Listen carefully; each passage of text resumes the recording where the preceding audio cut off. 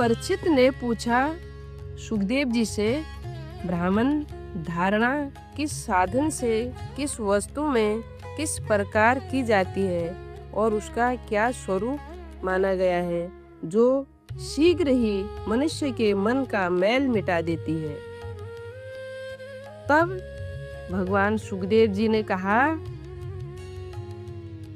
परीक्षित, आसन, श्वास, आसक्ति और इंद्रियों पर विजय प्राप्त करके फिर बुद्धि के द्वारा मन को भगवान के स्थूल रूप में लगाना चाहिए।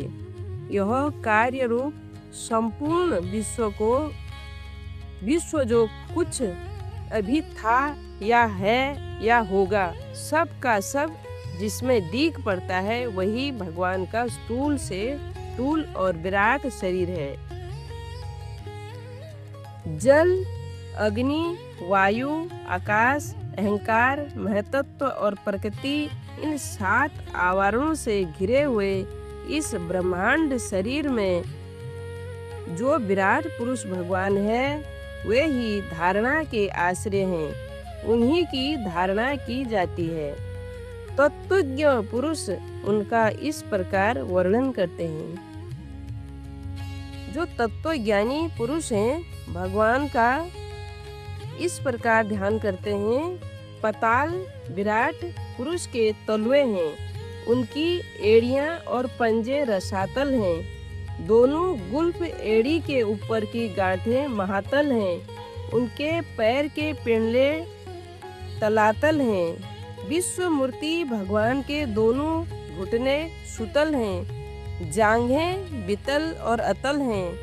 पेड़ भूतल हैं और परीक्षित, उनके नाभि रूप सरोवर को ही आकाश कहते हैं। आदि पुरुष परमात्मा की छाती को स्वर्ग लोक, गले को महरलोक, मुख को जनलोक और ललाट को तपोलोक कहते हैं। उन सहस्त्र सिर वाले भगवान का मस्तक समूह ही सत्यलोक है। इंद्रादि देवता उनकी भुजाएं हैं। दिशाएं कान हैं। शब्द श्रवणेंद्रिय है। दोनों अश्विनी कुमार उनकी नासिका के छिद्र हैं। गंध घ्राणेंद्रिय है और धधकती हुई आग उनका मुख है। भगवान विष्णु के नेत्र अंतरिक्ष हैं। उनमें देखने की शक्ति सूर्य है। दोनों पलकें रात और दिन हैं। उनका भूरि विलास ब्रह्मलोक है। तालु जल और जिहा रस है। वेदों को भगवान का ब्रह्मानंद कहते हैं और यम को दाढ़े। सब प्रकार के स्नेह दांत हैं और उनकी जग मोहिनी माया को ही उनकी मुस्कान कहते हैं। यह अनंत सृष्टि उसी माया का कटाक्ष विक्षेप है। लज्जा ऊपर का होंठ और लोभ नीचे का होंठ है। धर्म स्तन और अधर्म पीठ है। प्रजापति उनके मूतेंद्रिय है। मित्रा वरुण अंडकोश है। समुद्र कोख है और बड़े बड़े पर्वत उनकी हड्डियां हैं। राजन, विश्व मूर्ति विराट पुरुष की नाड़ियां नदियां हैं। वृक्ष रोम है। परम परवल वायु श्वास है। काल उनकी चाल है और गुणों का चक्कर चलाते रहना ही उनका कर्म है। परीक्षित, बादलों को उनके केस मानते हैं।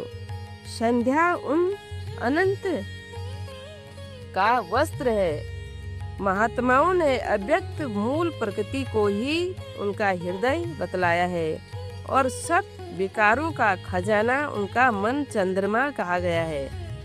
महतत्व को सर्वात्मा भगवान का चित्त कहते हैं और रुद्र उनके अहंकार कहे गए हैं। घोड़े, खच्चर, ऊंट और हाथी उनके नख हैं। वन में रहने वाले सारे मृग और पशु उनके कटी प्रदेश में स्थित हैं। तरह तरह के पक्षी उनके अद्भुत रचना कौशल है।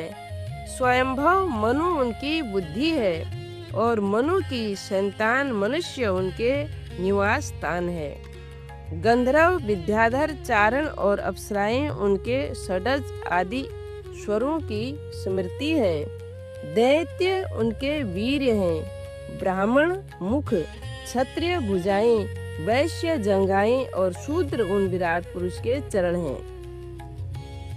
विविध देवताओं के नाम से जो बड़े बड़े द्रव्यमय यज्ञ किए जाते हैं वे उनके कर्म हैं। परीक्षित, विराट भगवान के स्थूल शरीर का यही स्वरूप है, सो मैंने तुम्हें सुना दिया।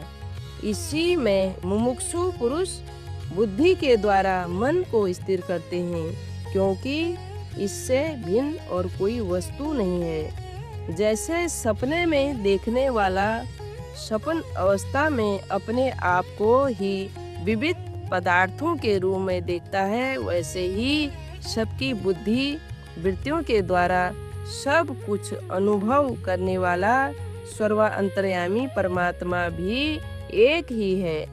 उन सत्य स्वरूप आनंद निधि भगवान का ही भजन करना चाहिए। अन्य किसी भी वस्तु में आसक्ति नहीं करनी चाहिए, क्योंकि यह आसक्ति जीव के अधपतन का हेतु है। हरि ओम तत्सत।